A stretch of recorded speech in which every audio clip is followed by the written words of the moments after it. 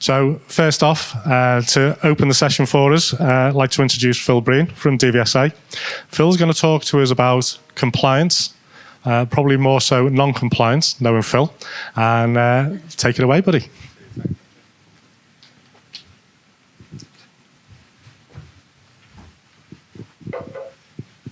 Right, morning everyone. Can you all hear me at the back? Yeah? Okay, perfect. I can see a thumbs up. Right, so I'm Phil Breen, the National Account Manager from DVSA. Thank you to Invergold and to Charlie for having me along today. I didn't send that photo. Charlie's clearly been Googling me, so thanks for that. There's another... It's all legitimate. Another title slide for me. So I'm going to kick off with a bit of compliance versus non-compliance and why DVSA do what they do in terms of enforcement. So there's a quote here from one of our earned recognition operators, Leslie O'Brien, over at FreightLink. Now, she was asked about why she decided as an operator to take part in our earned recognition scheme. And she said it's very much about getting the cowboys out of our industry. Now, I've got to be a lot more PC and say the serious and serially non-compliant. I've got the Traffic Commissioner later, I'm sure you'll hear that as well. But that's what it's about. It's levelling that playing field so that it's fair and open for operators that want to get it right. It's so that we can focus our targeting regime and our enforcement efforts on those operators that choose to not abide by road safety and compliance standards. So what does that look like? So this is really where our focus is across DVSA. I would go into this in extreme detail, but Andrew will start throwing up a card in a minute and I'll get to slide 2 out of 46. So I won't do that, but basically, if you look down the slide there, you'll see those bars that are expanding. That represents the amount of resource that DVSA put in. And what that means is for earned recognition operators, the safest and most compliant vehicles on our roads, that represents 0.5% of our enforcement resource. So a small amount of resource looking after just over 10% of our fleet. That frees up our resource to target against those serious and serially non-compliant. So we'll do that through education, we'll do that through our remote enforcement offices, we'll also look at enforcement at the roadside, enforcement from the record, so from a remote destination, asking for things like driver's hours and tachograph records. But where the majority of our targeting will be, where the majority of our resource should be, is against those serious and serially non-compliant operators. And what we do, we embrace some new technology. I've got some flashy slides to show you what that looks like shortly. But what that does mean is we disrupt the supply chain of the non-compliant. So we're in the right places at the right time. We're stopping those vehicles. We're putting those drivers in front of traffic commissioners. We're putting operators in court. We're immobilising, impounding those vehicles. So those that basically are unsafe to be on our roads aren't on our roads. We've got their vehicles. We're dealing with them all the time. So from a contract point of view, are you going to employ or do business with an operator that's got no vehicles and no drivers because we've got them in court all the time? Probably not. That's when it becomes non-cost effective to be a non-compliant operator. That's how we level that playing field, because at DVSA it's really important for us that the cost of compliance is always cheaper than the cost of non-compliance. So we level that playing field. So what does non-compliance look like?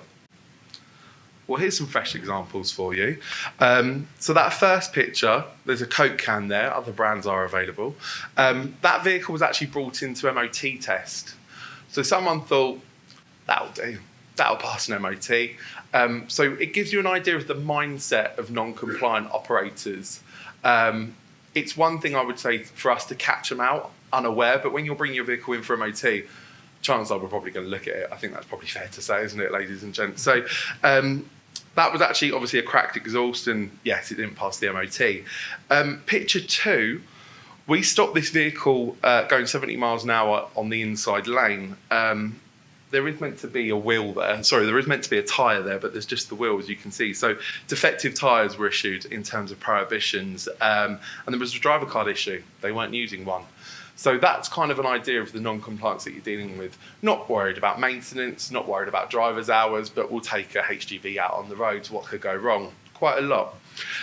Picture 3 there. So we've got another load. So that's actually a flatbed vehicle. So hopefully you can all see that one. Sorry, I'm slightly in the way. I'm not shorter, I do apologise. That's actually a flatbed vehicle, and they are carrying that blue piece of metal as part of a car transporter. So that has got two little straps holding that down, and they used some of kind of the plastic that you may use to mark off like a wet bit of floor or something like that, not designed to hold down a piece of metal of that size. That was going down the carriageway, and it was stopped by our enforcement teams. The piece of metal was literally flying up in the air and smashing down on the bed of that flatbed. That would have come off that vehicle. That wasn't a case if something could go wrong. That was going to come flying off, and that was on a motorway. So if you imagine you're driving along in your car and a piece of metal that size, a chunk of a car transporter, comes flying at your windscreen, I'm sure you can imagine the outcome's not going to be good for anyone, is it? Just to add insult to injury, that was on the Easter bank holiday weekend. So if you think how busy our roads are around that time, there's also an impact there, no pun intended. There's a wider impact on society. Yes, of course, there's road risk, there's potential fatalities, but we've just said here today, haven't we, we've had to delay this slightly because of issues on the road. What impact does that have on society for those people that just want to go see their friends and family on that bank holiday? You know, it's really important for us as people. I think COVID has highlighted kind of mental health issues, hasn't it, in people? So you may turn around and say, you know what, we can't go today, it's going to take too long. So there's a bigger impact there, not just road safety. And that final picture there, you'll see an examiner standing on what looks like probably at a local dump or a recycling centre. That's actually a piece of greenbelt land. So the operators, whose vehicles are represented to the right of that picture, thought it would be a good idea to dump 40,000 tonnes of illegal waste. So that could be the playing field where your kid plays. That could be the local green where your parents go to walk the dog. So this has a wider impact, not just on people within our industry, but actual wider society. So I would urge you, think about what goes on in your operations, of course, with your vehicles and your drivers, but also who are you going into business with? Who's in your supply chain? Those vehicles were crushed because they were in such a poor state, there was no way they were going to be roadworthy again. But they haven't just carried out work for the goodness of their hearts. They've actually, someone's employed them. Someone's given them a contract, someone's paid them to deliver a service, and they've impacted wider society while also completely negating the rules and regulations that are out there. So think about who we're doing business with. So what are we kind of doing to tackle non-compliance? Well, DVSA are investing in new technology. So there's trials going on at the moment, and this kit is out and about and being used. So I'll start off with that pod. So the image is there that you can see on your left-hand side of the screen. So we've obviously got various road network sites, our enforcement sites, our check sites. Guess what? Non-compliant operators work out where they are and they just try to avoid us, don't they? So we need to be smarter, we need to work better. And this pod enables us to take enforcement anywhere. So that pod can be used for roller brake testing. We can do all sorts of enforcement activity. It's a mobile pod and we can set up shop anywhere. So inner cities, for example, where we don't always necessarily have a presence, other locations where you wouldn't expect to see us will be there. So we'll be in the right locations at the right time. And how do we do that? Well, we're part of a NAS network, and I'll come on to more detail on the next slide with that, but that's represented by that camera there. So back when I was roadside, I think we had about 36 cameras. We've got access now to over 10,000 cameras. So we know where the non-compliant operators are and where they're likely to be by looking at heat maps, looking at patterns of traffic, etc. Next one there, you'll see that kind of blue plastic looking device on the side of the carriageway. That's a smart tacho download kit. So what happens is, driver drives past in their vehicle and we download the tachograph as it drives past. We don't need to stop the vehicle, we don't need to pull them in, we don't need to put in a control card. We can see the tachograph information straight away and then take further action from there. So huge amount of time saved, huge amount of information done remotely. Again, above you'll see the screen being held. So we've now got AI and robot enabled technology. That allows that robot, maybe you can slightly see it, it looks yellow there with the light on, to get underneath lower flatbeds. That's nothing to do with the size of some of my roadside team, by the way, just so we're clear. They are very low. If there's not a pit available, we can get under there. We can see what's going on. There's heat sensing, there's cameras, so you get a real feedback for, actually, is there something wrong with this vehicle? And then finally, you'll see our laser grid technology. So we've actually got some new laser grid technology which is being developed currently. So this actually enables us to weigh vehicles. So historically we've always had to have the weigh bridges. Obviously they're quite expensive, I'll be honest with you. They're sizable and they're fixed. This laser grid is mobile. It can be set up anywhere and we can weigh vehicles and take them for prosecution if there are issues. And unfortunately, ladies and gentlemen, there is still issues within the remit of vehicles being overweight. So to give you an example of that, recent court case, we took an operator who stopped at our Yedding Weybridge site for an overload issue. So sent over to court, it was 74% overweight. So to give you an idea of what that looks like, so 7.5 tonnes was their maximum weight. They were 13 tonnes. So basically, a cruise ship anchor weighs 12.5 tonnes, so they were heavier than that in a 7.5 tonne vehicle. But we are seeing now the courts are recognising that actually giving them a £100 fine or £200 fine, they're not going to be too bothered, to be honest with you. So they're actually looking at their income streams, what they should have in terms of the size of vehicles, etc. And that is being shown in some of the fines that they've been issued. So they were actually issued with a fine, the company was, of £472,815. So you've got to ask yourself, is it worth taking that risk of being overweight? But I think that gives a very clear signal, doesn't it, to our industry in terms of whether or not our court systems will take overweights likely or not. Again, no pun intended. I'm not doing this deliberately, ladies and gents. I promise you.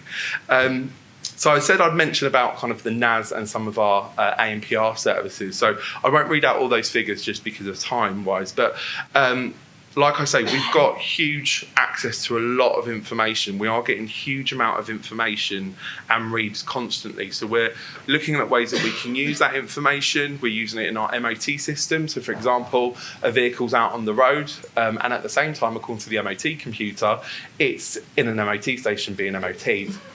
Nice trick. Doesn't work though. We'll get rid of the MOT tester and your vehicle definitely won't have an MOT.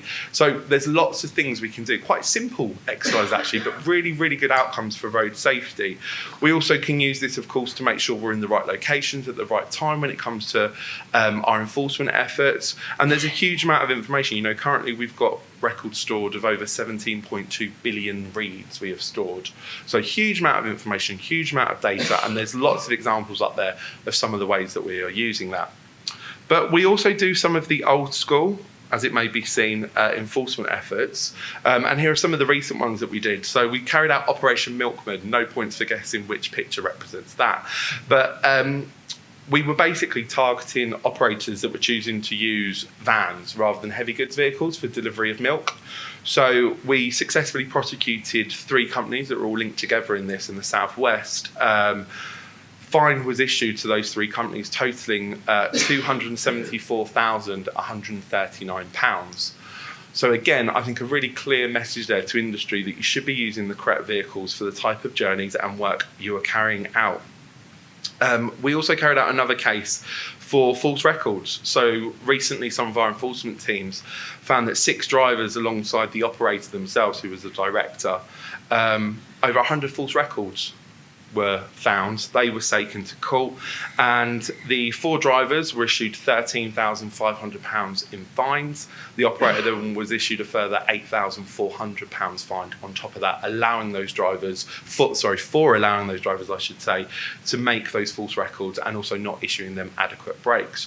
So I think some really clear messages there to industry that DVSA are not being a soft touch with this, that we're taking action when we need to, but there is also another side to our enforcement efforts. And that's earned recognition. So we've had 5 years of earned recognition now. We celebrated our anniversary back in April of this year. Really what earned recognition set out to do was to set a clear standard to industry of what safety and compliance looks like. And I think we're achieving that. I would like to think, see plenty of familiar faces in the room who are both members but also stakeholders of earned recognition.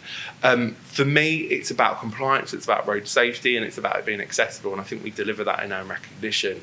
I think it's been encouraging. Traffic commissioners seem to recognise it. We've got the only audit standards that are endorsed and recognised of any scheme by the traffic commissioners, but also the recent call to evidence. So you may have seen it in some of the trade press. So the Minister of Transport has done a call to evidence for the heavy goods testing review. They've been quite clear that there should be some benefits for earned recognition members in this space, and earned recognition members only. We are expecting that announcement this side of Christmas. So look out for trade press for what that can mean if you sit in an earned recognition space and MOT in your vehicles. So like I say, earned recognition is freeing up our resource. So small amount of resource from DVSA means we can free up our enforcement efforts to target those serious and serially non-compliant operators. That's what it's all about. But like I say, also a different approach to enforcement. So within earned recognition, operators have the benefit of my dedicated team. They can call them up at any time, legislation changes, something that they're not sure on, and they'll get a straightforward answer. It will be a yes or no. It won't be turned to page 462 of the Guide to Maintaining Roadworthiness and look at section 13. It's in there. We won't do that. Yes, can I do this? Yes, can I, or can I not? That's what you want to know, and that's what we tell you. So the feedback we get is brilliant in terms of what my team offer. But also not being targeted at the roadside, none of those visits, none of that new technology, without sounding too much like Big Brother, we know where you are. You'll be exempt that, because actually we know that you're getting it right. Not saying that you're perfect, and recognition operators aren't perfect. You're dealing with drivers, you're dealing with supply chain, you're dealing with maintenance suppliers and everything else in between. We get that, but what you get is we understand there's a compliance nature. There's a culture within your business of road safety. So if something does go wrong, we'll be there to support and help you get it right again. So road safety really does matter. We want to see operators in a compliance space operating in your towns, your villages and your cities. Recently, if anyone reads the Liverpool Echo, you would have seen there was a school trip where a coach was stopped. The vehicle had no MOT, the driver had no driving licence, and the vehicle had no insurance. Yet they're on a school trip full of school children. Who let that contract? How is that happening in 2023? It does, unfortunately. Again, in the Liverpool area, unfortunately, there was a fatality recently where a driver had what appeared to be a medical condition at the wheel. They drove into a central reservation of a motorway. The driver was killed alongside at least one school children. A few more are now in the hospital. What checks were done? I don't know, because that's an ongoing investigation, I'll be honest with you, but what checks were done? Often I speak to local authorities, I speak to contract holders, safety isn't in there at all. It's the cheapest, and that shouldn't be happening. That affects each and every person in this room, whether that be your children directly, friends, family, etc. So we want to make sure that a standard of safety and compliance is being demonstrated within our industry. So we've also set up some commercial modules, because actually for some of those contracts, why would you not want the safest and most compliant operators working on your projects? Why would you want to be associated with accidents and bad practice on your projects? You wouldn't. So we've set up some modules. There's 5 there. I will fly through them. TFL module I'll start off with doesn't just cover you for TFL modules. This is a national module. Covers you for any 4 silver, any clocks, any work-related road risk, or any DVS standard requirement contracts. Next one there, you've got HS2. Guess what? That covers you for any HS2 contracts. We've got LPT2 there. So the biggest build in terms of electrical tunnel project, you're covered for that. The Guild of British Coach Operators, that will cover you to apply to be a member of the Guild of British Coach Operators. Previously, you had to be nominated by 2 existing members of the Guild, but now through the module, you can apply directly. So that can enable and boost your business as well.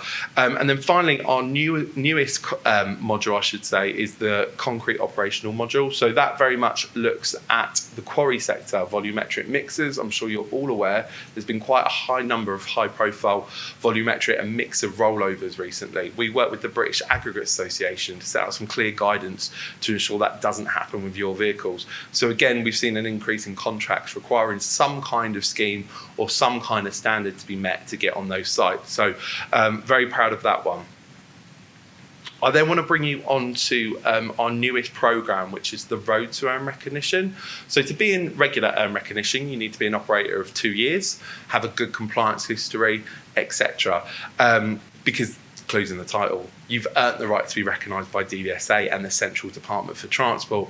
With the Road to Earn Recognition, it's very much a trial programme currently, and we will continue to develop it, where we work with newer operators who have held an operator licence for 6 months or less. We then support and help them for a 2-year programme where they hit milestones every quarter so that they can develop their business, getting it right from day one, not having to unlearn bad habits, and make sure that a compliance setting is within their business, that there's a culture of road safety. We spend a lot of time and resource at DVSA working with operators that tell us, well, I've been doing this for 20 years, I've been doing it for 30 years. Brilliant, you've been doing it wrong for 20 years. You've been doing it wrong for 30 years. Now let's try and work with you to get you back to day one. Actually, let's help them get it right from day one. Why not? So there's some email addresses there where you can contact my team, whether it be about Earn Recognition or R2ER, the Road to Earn Recognition programme. I think I'm nearly bang on time, but I'll just leave you with this final thought before Andrew jumps in and cuts me off. We're dedicated to road safety at DVSA. We want to make sure that there's a level playing field. I don't think it's fair when I see non-compliant operators getting commercially sensitive contracts or high-profile contracts. That doesn't feel right to me.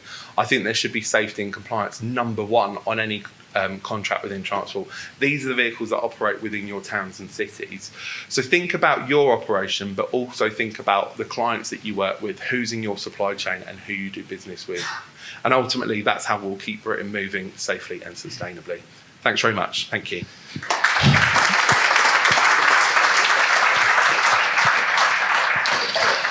Thank you, Phil. Just stay there a second for us. At the end of each session, we're going to have an opportunity for any questions from the floor.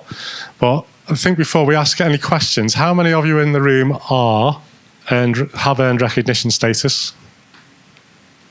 They've all gathered together. All gathered together. They're all sticking together, aren't they? Hey?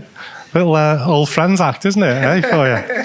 So, has anybody got any questions for Phil? I've got a couple if nobody wants to ask any, but has anybody got any questions? I can't see your name badges from here, so don't worry, I'm not going to turn up. There must be somebody that's got a question. Just hold on.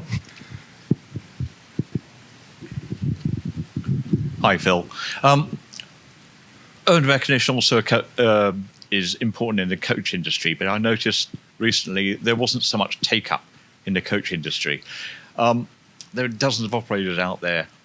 Can you explain why and how we get more operators in there? Because their cargo is a lot more sensitive than some of the haulage. Yeah, certainly. And for anyone that didn't hear the question, I'll just repeat it. It was whether or not there's been an uptake in terms of coach operators for earned recognition. And yeah, absolutely. There wasn't a huge uptake compared to HGV and your traditional kind of bus PSV.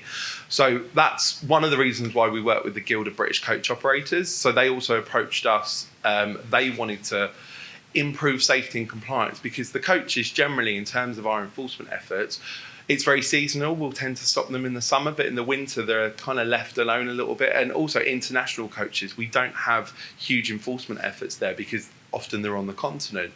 So to change that a little bit, that's why we developed the guild module, so that there was great advertisement of earned recognition, greater advertisement of earned recognition in that space, but also the standards being raised. So we've done a lot of engagement with the coach industry as well. I speak quite a lot at CPT, where a lot of coach operators come along as well. And we've seen a sharp uptake. I think with the Guild of British Coach Operators also announcing that by October 2025, every one of their members must be in earned recognition. And they've also taken our earned recognition audit standards as their own as well. I think that's really helped to set a clear message in that sector of our industry.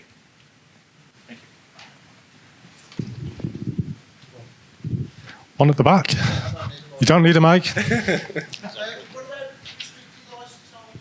Bearing in mind they don't have to have a transport managers, they do operate slightly. Yeah. Yeah. So So we've actually got quite a large number of restricted operator licence members for that reason, to be fair. Like, yes, you've got to have a responsible person, but you don't need to have necessarily a qualified transport manager. So actually they gain the benefit of having an earned recognition team at their disposal to help them. So actually we've got quite a large number of restricted licence holders. So it's open to anyone that holds an operator licence, whether that be standard, national, restricted, so on. effectively they get the readvisors of your team. Basically, yeah. I know there's a lot of consultants and lawyers in the room, so I'll be careful how I shout about that, but yes, sir, they do. If you can get it free and use it, I tell you. From the regulator of transport as well. So just one last observation for me, Phil, and I think I'll ask some questions of the audience as we go through the day. So any questions that I do ask, if you can be open and honest with your answers. It does sound very strange coming from a Scouser, but there are some honest Scousers around. But we hear the terminology, Phil, mostly compliant and partially compliant quite a lot in magazines and the media. What's the difference between mostly, partially and non-compliant? There you go. This is giving me a little quiz now. I'll be honest with you, I wouldn't use that terminology. I know it is used in media. And I don't want to give you a politician's answer here, Andrew. But for me, you're either compliant or you're not compliant. And I think people seem to think that compliant means you're 100% constantly all the time. That's not realistic. Like I said earlier, you're dealing with drivers, you're dealing with vehicles, you're dealing with supply chain, the list goes on. There's too many variables that are outside of your control. I think from an operator's point of view, where you can stay compliant is by mitigating that risk as much as possible. And what I mean by that is not trying to blame someone else. It means that your own house is in order as much as it possibly can be. So if you see yourself in a PI setting, for example, if you see yourself in a court, if you see yourself in front of the health and safety executive, they're going to be looking at where the risk is. Where is your process or policy to show you've done what you can do as a business to make sure that you've followed the regulations? And for me, that's where that sits. That's what earned recognition is all about. It's the evidence. So it's not necessarily a written document. It's about, if you were asked the point, where is the evidence that you've done X, Y, or Z? And that's where it falls. That will be how you're in a compliance state. I think kind of that partially compliant is you're getting it right in some areas, but you're dropping the ball somewhere else. And I saw that a lot from my days as a roadside examiner. Their driver's hours would be spot on, but they've got the worst maintenance vehicles you've ever seen in your life. I see quite a lot of these shiny new vehicles, and they've got new technology in. They don't know how to operate half of it. And then no one's done a tyre check that morning. You know, get the basics right. Don't overlook something and forget about. Don't just take it for granted. I think that's what happens quite a lot in that space. Thank you, Phil. I think it'd be a bit mean for a show of hands for people to say who is going to admit to being partially compliant. But I think at the end of the day, people will know themselves which category they fit into. So thank you, Phil. Cheers, buddy. Thank you very much.